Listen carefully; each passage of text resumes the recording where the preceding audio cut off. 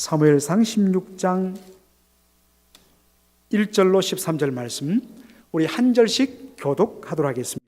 제가 먼저 1절 읽습니다. 여호와께서 사무엘에게 이르시되 내가 이미 사울을 버려 이스라엘 왕이 되지 못하게 하였거늘 내가 그를 위하여 언제까지 슬퍼하겠느냐. 너는 기름을 뿔에 채워 가지고 가라. 내가 너를 베들레헴 사람 이새에게로 보내리니 이는 내가 그 아들 중에서 한 왕을 예선하였음이니라. 사무엘이 가로되 내가 어찌 갈 수 있으리이까. 사울이 들으면 나를 죽이리이다. 여호와께서 가라사대 너는 암송아지를 끌고 가서 말하기를 내가 여호와께 제사를 드리러 왔다 하고 이새를 제사에 청하라. 내가 너의 행할 일을 가르치리니 내가 네게 알게 하는 자에게 나를 위하여 기름을 부을지니라. 사무엘이 여호와의 말씀대로 행하여 베들레헴에 이르매 성읍 장로들이 떨며 그를 영접하여 가로되 평강을 위하여 오시나이까. 가로되 평강을 위함이니라. 내가 여호와께 제사하러 왔으니 스스로 성결케 하고 와서 나와 함께 제사하자 하고 이새와 그 아들들을 성결케 하고 제사에 청하니라. 그들이 오매 사무엘이 엘리압을 보고 마음에 이르기를 여호와의 기름 부으실 자가 과연 그 앞에 있도다 하였더니 여호와께서 사무엘에게 이르시되 그 용모와 신장을 보지 말라. 내가 이미 그를 버렸노라. 나의 보는 것은 사람과 같지 아니하리니 사람은 외모를 보거니와 나 여호와는 중심을 보노니라. 이새가 아비나답을 불러 사무엘의 앞을 지나게 하며 사무엘이 가로되 이도 여호와께서 택하지 아니하셨느니라. 이새가 산마로 지나게 하며 사무엘이 가로되 이도 여호와께서 택하지 아니하셨느니라. 이새가 그 아들 7으로 다 사무엘 앞을 지나게 하나 사무엘이 이새에게 이르되 여호와께서 이들을 택하지 아니하셨느니라 하고 또 이새에게 이르되 네 아들들이 다 여기 있느냐. 이새가 가로되 아직 말째가 남았는데 그가 양을 지키나이다. 사무엘이 이새에게 이르되 보내어 그를 데려오라. 그가 여기 오기까지는 우리가 식사 자리에 앉지 아니하겠노라. 이에 보내어 그를 데려오매 그의 빛이 붉고 눈이 빼어나고 얼굴이 아름답더라. 여호와께서 가라사대 이가 거니 일어나 기름을 부으라. 다 같이요. 사무엘이 기름불을 취하여 그 형제 중에서 그에게 부었더니 이날 이후로 다윗이 여호와의 신에게 크게 감동되니라. 사무엘이 떠나서 라마로 가니라. 아멘.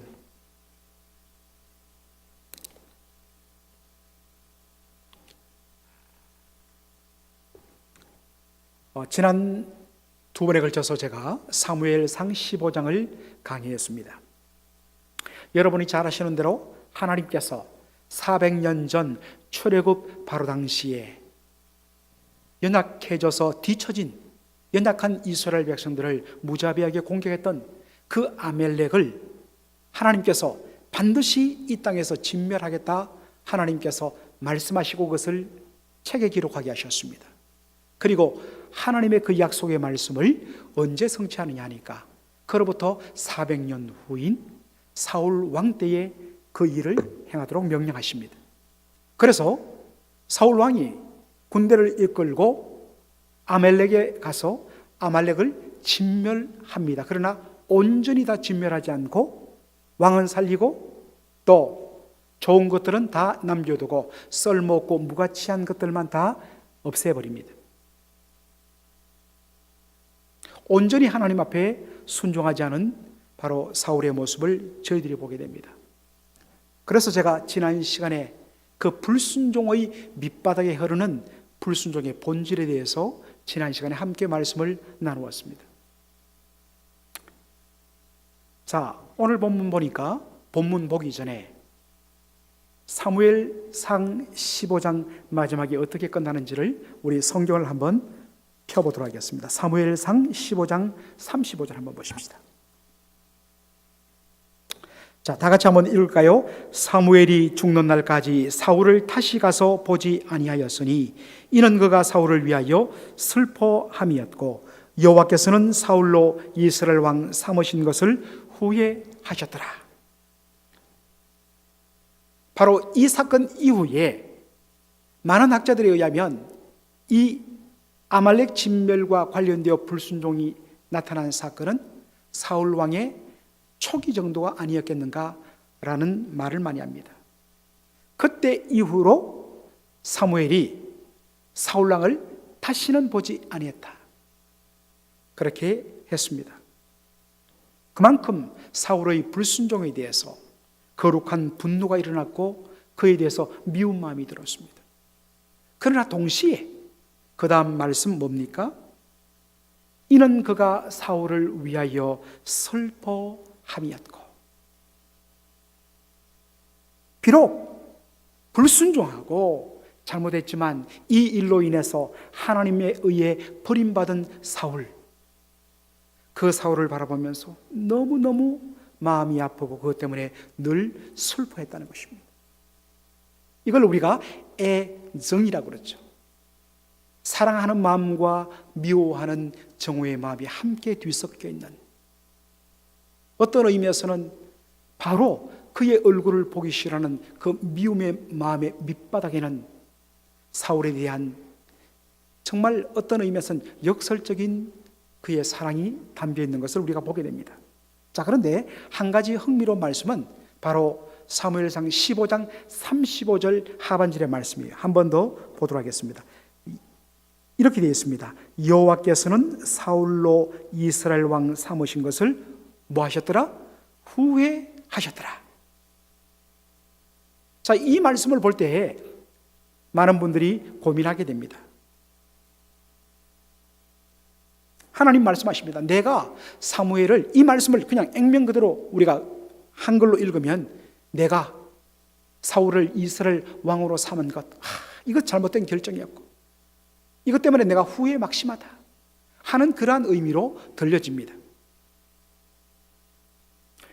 이 말씀을 읽을 때 많은 분들이 의아해합니다.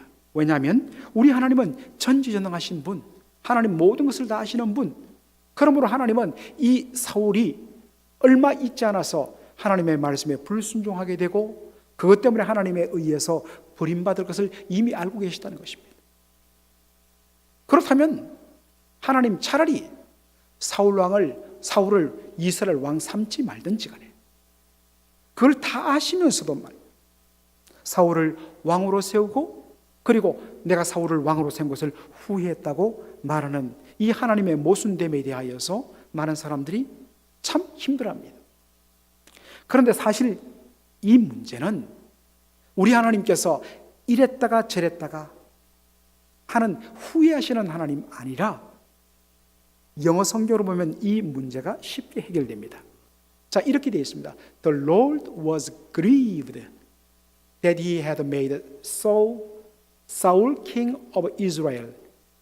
하나님께서 was grieved, 하나님 마음이 너무너무 아프셨고 슬프셨다 하는 뜻입니다. 사울이 이스라엘 왕이 되어 마땅히 이스라엘 왕으로서 해야 할 하나님의 말씀에 대하여 순종하는 그 삶을 제대로 행치 못해서 버림받은 이 사실에 대해서 하나님도 너무너무 슬퍼하셨다는 사실입니다. 하나님은 매정하게 기계적으로 반응하며 처리하시는 분이 아니십니다. 매뉴얼에 따라서 잘했네 칭찬, 못했네 심판, 피도 눈물도 없이 기계적으로 탁 매뉴얼에 따라서 그렇게 처리하시는 하나님이 아니라는 것입니다. 우리 하나님은 인격이 있어요. 사울왕의 불순종은 버림받아 마땅할 그러한 무서운 죄입니다. 그러나 왕으로 세움받았다가 장차 버림받고 그의 집안이 몰락할 사울을 생각하니까 마음이 너무나 아파서 견딜 수 없어 하시는 하나님의 그 마음을 이 본문은 보여주고 있습니다. 이런 점에서 하나님의 마음과 사울의 심정이 서로 통하는 것을 봅니다. 이런 점에서 죄인에 대하여 슬퍼하시고 애통해하시고 아파하시는 하나님의 심정과 그를 대하는 우리의 심정이 통해야 됩니다. 이것이 하나님 백성의 삶이에요. 하나님과 같은 마음을 가지는 것이, 이것이 신앙생활입니다. 이러한 심령이 우리 안에 회복이 되어져야 하는 것입니다. 자, 슬픔에 잠긴 사무엘에게 하나님께서 명령을 주시죠. 뭐라고 말씀하십니까? 자, 1절 한번 보겠습니다. 여호와께서 사무엘에게 이르시되 내가 이미 사울을 버려 이스라엘 왕이 되지 못하게 하였거늘 네가 그를 위하여 언제까지 슬퍼하겠느냐? 너는 기름을 뿔에 채워 가지고 가라. 내가 너를 베들레헴 사람 이새에게로 보내리니 이는 내가 그 아들 중에서 한 왕을 예선 미리 택했음이라 라고 말씀하십니다. 자, 이제 그만 슬퍼하고 언제까지 슬픔만 하겠느냐? 이스라엘의 새로운 왕, 하나님의 마음에 합당한 왕을 세워야 되지 않겠느냐? 내가 그 왕을 바로 이새의 아들, 베들레헴에 사는 이새의 아들 중에서 내가 왕을 미리 택해놨으니까 가서 기름을 부어 왕을 세워라 라고 이야기하십니다. 그래서 베들레헴에 갔습니다. 하나님께 제사를 드린다는 명목으로 암소를 끌고 그곳에 가서 이제 제사를 드린다면서 바로 이새의 가족들을 초대합니다. 그래서 이새가 그의 아들들을 데리고 바로 사무엘 앞에 나와서 함께 몸을 정결케 하고 제사를 지내고 그리고 식사를 하게 되었습니다. 제일 먼저 이새의 큰아들 엘리압이 사무엘 앞으로 나왔습니다. 엘리압을 보는 순간 사무엘이 어떻게 반응했다고 되어 있죠? 바로 이 사람이 하나님이 왕으로 미리 택하여 놓으신 하나님 앞에 기름 부음을 받을 왕이 될 사람이다. 엘리압의 얼굴을 보자마자 그가 그렇게 확신을 냈습니다. 그 이유는 어디에 있을까요? 그렇게 생각한 근거는 어디에 있을까요? 오늘 본문에 그것이 명확하게 나타나지 않지만 사무엘상 16장 7절 보면 우리가 왜 사무엘이 엘리압을 보는 순간 하나님이 택한 바로 그 사람이라는 생각을 가지게 됐는지 근거를 발견하게 됩니다. 자, 7절 한번 보겠습니다. 7절 보니까 이렇게 되어 있죠. 하나님의 말씀입니다. 여호와께서 사무엘에게 이르시되 그 용모와 신정을 보지 말라. 내가 이미 그를 버렸노라. 나의 보는 것은 사람과 같지 아니하니 사람은 외모를 보거니와 나 여호와는 중심을 보느니라 라고 되어 있습니다. 하나님이 뭐라고 이야기하시죠? 엘리압을 보자마자 이 사람이야말로 하나님이 택한 바로 그 사람이라고 그렇게 마음에 감탄하는 사무엘을 향하여서 너는 그 사람의 용모와 신장을 보지 말라. 그 사람의 얼굴과 그 사람의 외모와 그리고 그 사람의 신장, 큰 키란 말입니다. 그 사람의 큰 키를 보지 말라고 이야기하십니다. 하나님 왜 이렇게 이야기했겠습니까? 그것은 사무엘의 판단 기준이 바로 외적인 부분, 그의 얼굴 생김새 그리고 그의 장대한 키에 있었기 때문입니다.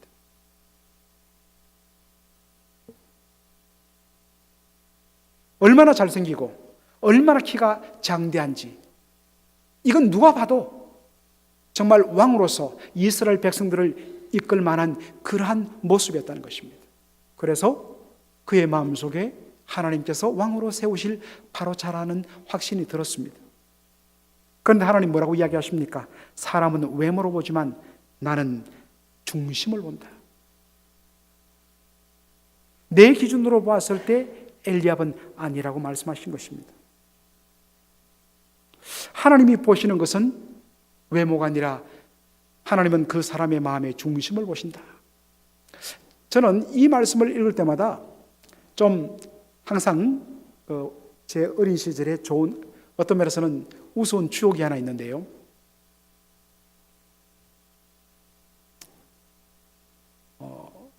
보통 요즘에는 어떤지 모르겠습니다만 저희들 자랄 때만 해도 이 중고등부 부서가 있으면 거기에 회장, 부회장, 총무 이런 서기 임원진들이 있었습니다. 그리고 1년에 한 번씩 그렇게 총회를 했습니다.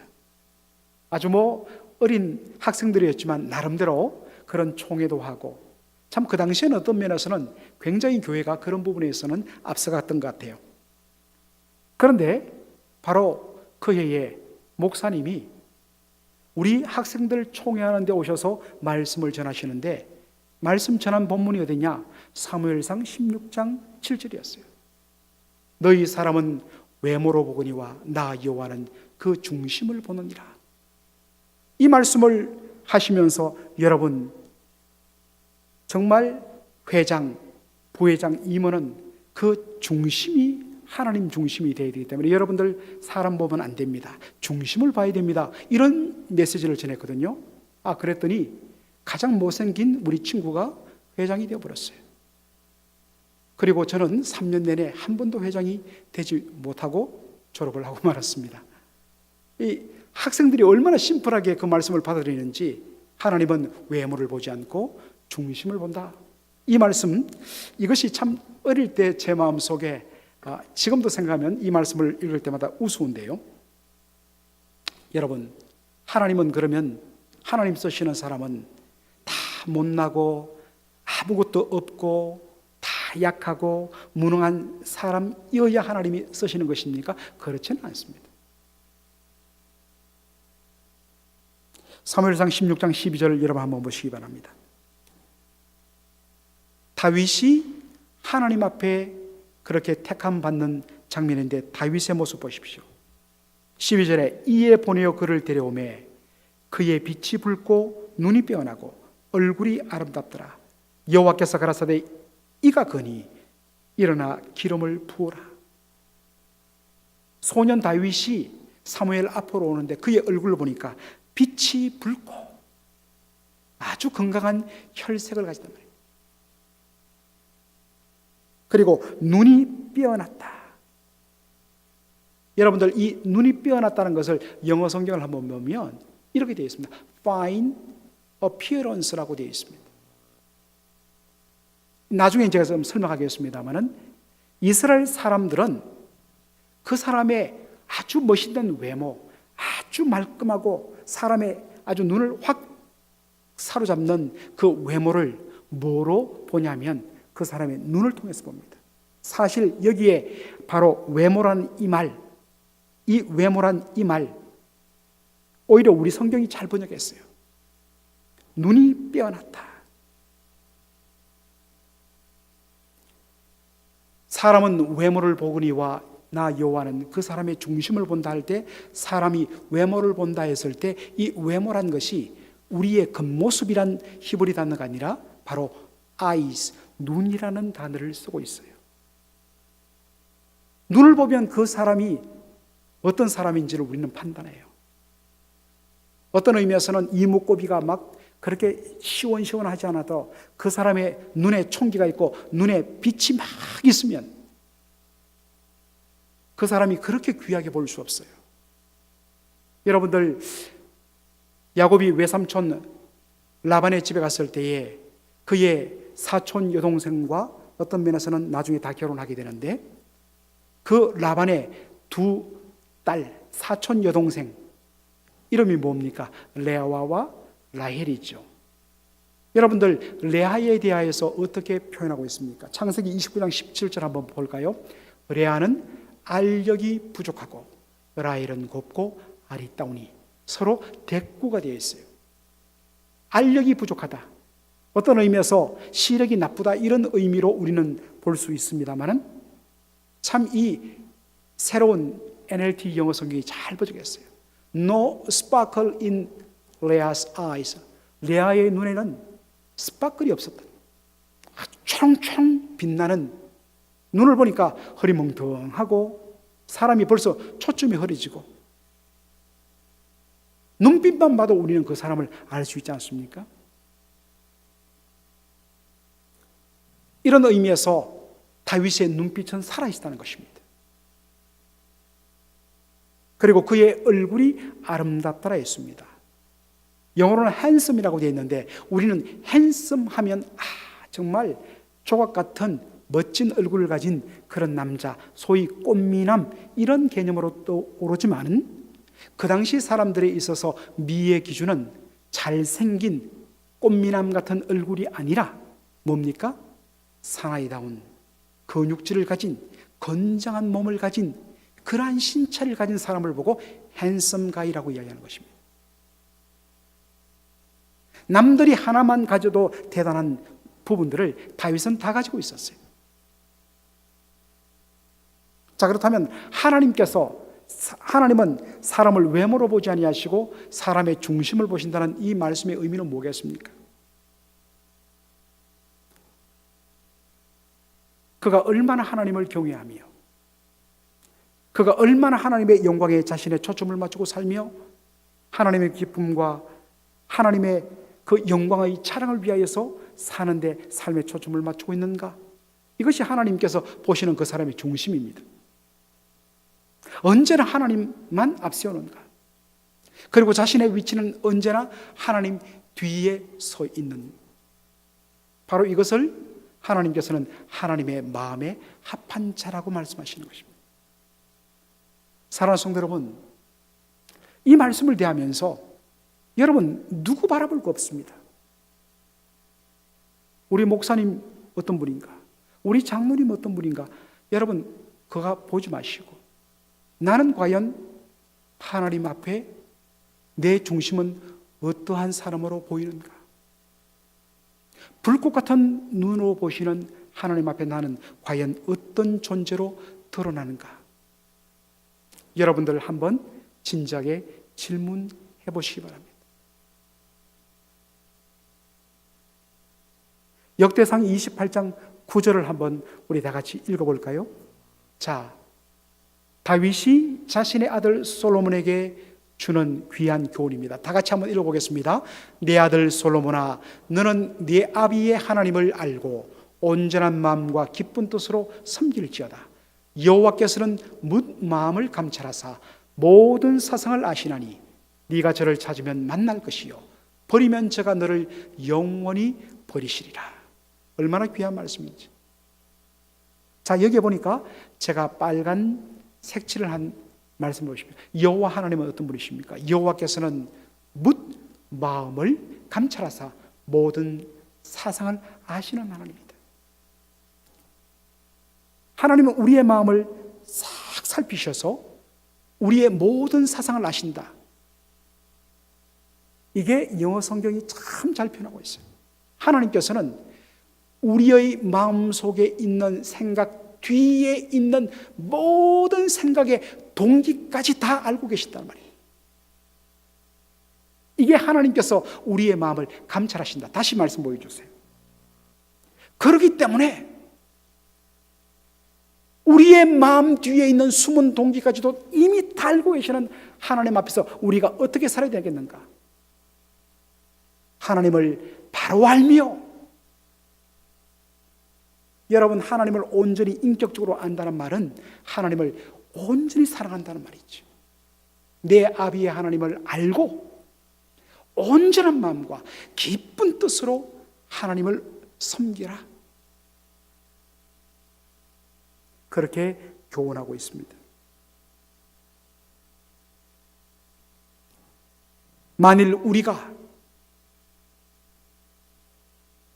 자기 자신을 위하여 무엇을 행하면서도 나는 하나님을 위하여 한다, 나는 하나님의 영광을 추구한다, 그런다면 그것이 우리의 심령 속에 들어있는, 사람들은 모를지 몰라요. 그러나 우리의 사람의 마음에 숨어있는 생각의 동기까지 다 아시는 하나님 앞에서는 얼마나 그것이 가증한 일이 되겠습니까? 이러한 의미에서 과연 나는 우리의 심령 속에 있는 중심을 보시는 하나님 앞에서 어떻게 살아야 할지,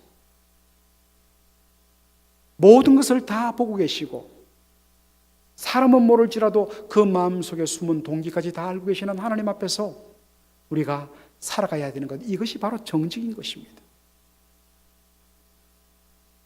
그 하나님을 두려워하면서 그 하나님 앞에서 주의 은혜를 구하며 바르게 살고자 몸부림치는 것이 올바르고 정직한 신앙생활이라는 것입니다.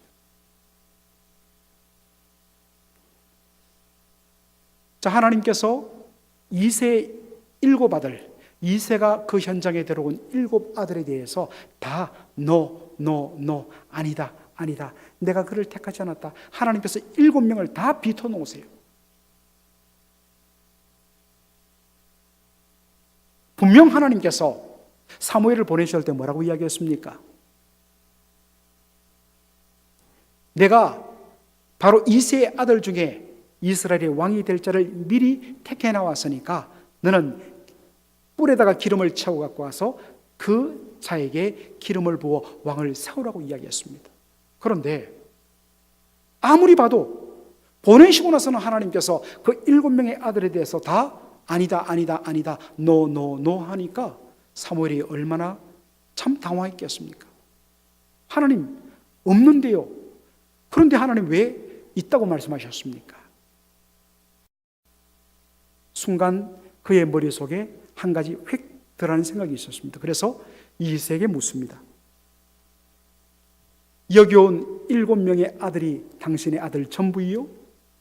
말했더니 그가 진심을 이야기합니다. 실은 막내 아들이 하나 더 있는데 이 막내 아들 말째 아들은 지금 여기 오지 않고 여기 참석한 형들을 대신해서 지금 들에서 양을 치고 있습니다. 그래서 당장 데려오라고. 그 막내 아들을 데려오기 전에는 우리가 음식을 먹지 않겠다고 그렇게 말해서 다윗을 데려옵니다.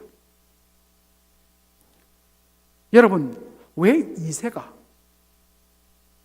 자기의 막내 아들, 여러분 어느 집이든지 막내 아들은 굉장히, 막내 딸, 막내 아들은 특별히 사랑하지 않습니까? 여덟째로 막내를 낳았다는 것은 뭐겠습니까? 아버지, 어머니가 나이가 많을 때 낳았다는 뜻 아니겠습니까? 그러니 얼마나 귀하겠습니까? 그래서 특별히 험한 일 안 시키려고 하는 것이 부모들의 마음이죠. 그런데 도대체 아니 형들은 다 제사 지내는 데 데려오고 어떻게 이 막내, 어린 막내 말째 아들만 들녘에 남아서 양을 치게 하셨을까? 여러분 좀 궁금하지 않습니까?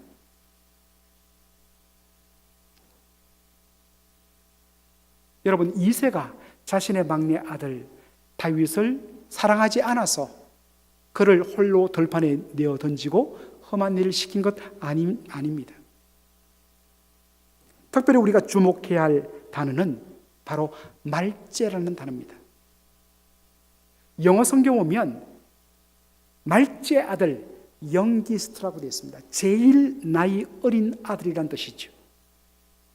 그런데 이것을 히브리어 단어로 보면 제일 어린이란 의미도 되지만 제일 작은 smallest, 그리고 여기에는 unimportant, 전혀 중요하지 않은 이라는 뜻을 담고 있습니다. 지금 이 자리가 어떤 자리입니까? 이스라엘의 새로운 왕을 뽑는 자리 아닙니까? 그런 자리에, 그런 기준으로 보니까, 세상의 기준으로 보니까 막내 아들은 제일 작고 제일 중요성이 떨어지는 그러한 존재이기 때문에 아예 그 자리에서 빼어버린 겁니다. 그리고 들녘에서 바로 양을 치게 만든 것입니다. 철두철미하게 세상의 논리와 세상의 크기라는 기준으로 접근을 하게 된 것입니다.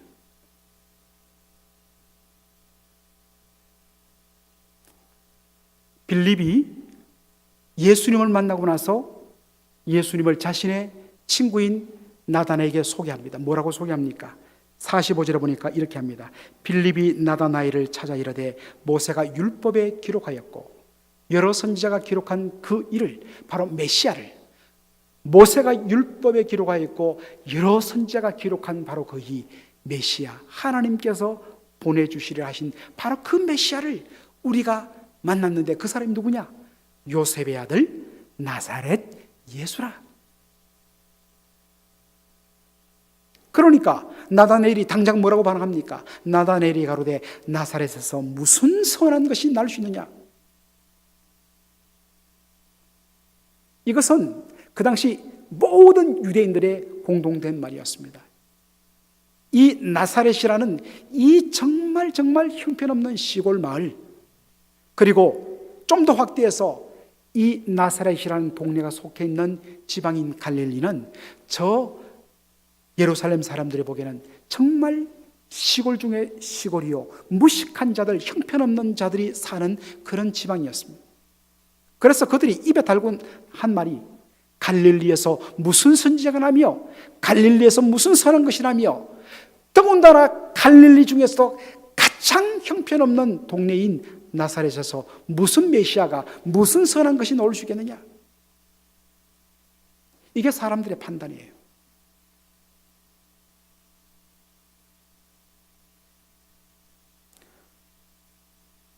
사실 여러분, 이것이 저와 여러분의 모습 아닙니까?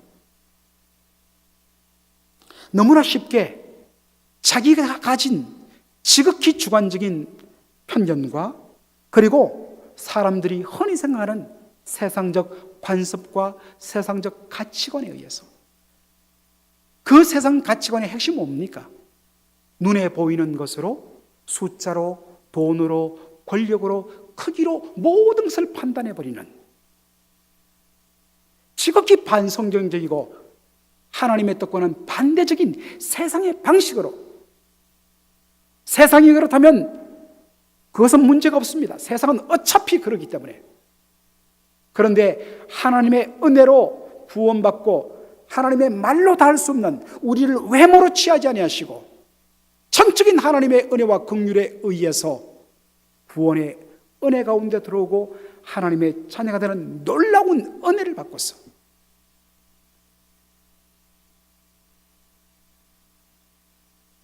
아무것도 아닌 우리를 향하여 하나님의 사랑에 근거하여서 기뻐하시고 우리를 향하여서 정말 말로 다 할 수 없이 행복해 하시는 그 하나님의 은혜와 사랑을 받은 우리들이, 그렇다면 우리가 세상의 잘못됨을 오히려 깨트리고 철두철미하게 외모로 보지 아니하시고 중심을 보시며 그리고 철두철미하게 사랑과 긍휼에 의해서 바라보고 품고 부족한 것들을 내가 더해서 채워서 세워야 할 그러한 사명을 가진 교회와 성도들이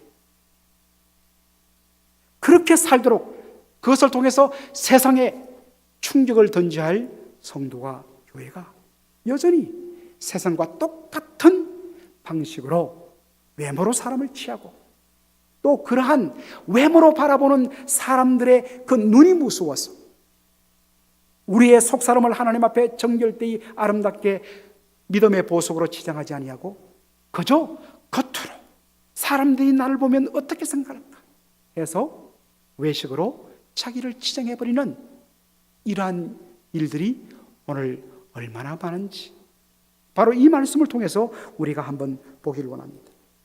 사랑하는 성도 여러분, 만일 하나님께서 우리가 가진 어떠한 것으로, 우리의 외적인 모습으로, 우리의 행위로 하나님이 우리를 판단하셨다면 그 누구도 하나님 앞에 설 자 한 사람도 없어요.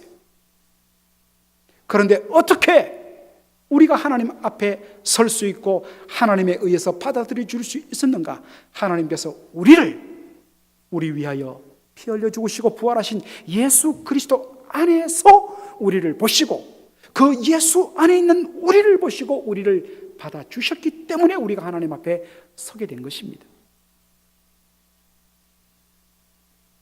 하나님이 우리를 외모로 취하지 않으시는데 왜 우리는 다른 사람을 외모로 취하며 왜 다른 사람들을 그 급대기의 모습으로 비교 판단하고 또 그러면서 자기 스스로도 그러한 외모라는 정말 마음의 중심을 보시며 우리의 마음의 동기를 보시는 그 하나님을 바라보면서 사는 것이 아니라 사실은 사람들이 나를 어떻게 보며 그 사람들 앞에 내가 어떠한 존재로 나타내 보여야 되는지 그러한 것에 어느덧 붙들려 살아가고 있는 저와 여러분의 모습은 아닌지를 우리가 살펴볼 필요가 있다는 것입니다. 하나님이 우리를 외모로 취하지 않으시고 판단하지 않으시는데 왜 우리는 다른 일을 외모로, 겉모습으로 하나님께서 우리를 보잘것없는 우리를, 도무지 받을 수 없는 우리를 예수 그리스도 안에서 우리를 받아주셨다면 우리도 형제 자매들의 연약함과 부족함 왜 없겠어요? 항상 하나님이 나를 그리스도 안에서 보시고 품어주시고 받아주셨던 것처럼 나도 그 형제 자매에 대하여서 그리스도 안에서, 그리스도 안에 있는 바로 그리스도와 연합된 그 모습 속에서 그를 대하고 받아주고 품어주는 것, 이것이 오늘 이 말씀을 바라보면서 우리가 한 번 더 도전받고 적용해야 될 부분이 아닌가, 저는 그렇게 생각합니다. 하나님은 사람의 외모를 보지 아니하시고 사람의 중심을 봅니다. 그리고 그분은 우리의 마음 속에 숨어 있는 동기까지 다 알고 계시는 분이십니다. 그러므로 두렵고 떨리는 마음으로 우리의 모든 것을 다 아시는 하나님 앞에서 더 이상 외식하는 삶이 아닌 온전히 그분을 기뻐하며 그분을 두려워하며 또한 그러한 마음으로 다른 사람들을 품어주며 그렇게 세워가는 그런 아름다운 삶이 저와 여러분의 삶 속에 넘치기를 주의 이름으로 축원합니다. 아멘. 기도하겠습니다.